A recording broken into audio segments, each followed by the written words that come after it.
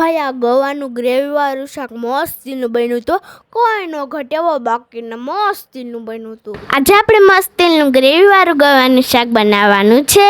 એના માટે આપણે બધી વસ્તુ પણ લઈ લીધી હતી। બધાની પહેલા આપણે થોડી ડુંગળી ક્રશ કરી લીધી હતી, થોડાક ટમેટા પણ ક્રશ કરી લીધા હતા અને લીલા ગવાર પણ મસ્તીના હામાં કરી લીધા હતા। જો હવે આપણે કેટલી વસ્તુ લઈ લીધી હતી, ગવાર, મરચાં, ટમેટા, ધાણા અને ડુંગળી, એટલી વસ્તુ આપણે લઈ લીધી। પછી બધાને પહેલા આપણે ગવારને મસ્તીના તરી લીધા હતા। ગવાર તરીને પછી પાછું આપણે તેલ થવા મૂકી દીધું હતું। તેલ થઈ ગયું એટલે પહેલા આપણે આખો મસાલો નાખી દીધો, પછી લસણ નાખી દીધું, લીલા મરચાં નાખી દીધા અને ડુંગળી નાખી દીધી। પછી આપણે આ બધાને મસ્તનું એક નંબર પાકવા દીધું ને પછી આપણે એમાં નાખી દીધા ટમેટા ને પછી આપણે આ બધીને મસ્તનું થોડીક વાર પાકવા દીધું। પછી આપણે એમાં ચટણી નાખી દીધી, મીઠું નાખી દીધું, હળદર નાખી દીધી, થોડુંક ધાણા જીરું પણ નાખી દીધું ને પછી બધું મસ્તનું મિક્સ કરી નાખ્યું ને થોડુંક એટલું પાણી નાખી દીધું ને ઘડીક વાર આને પાકવા દીધું। મસ્તનું પાકી ગયું ને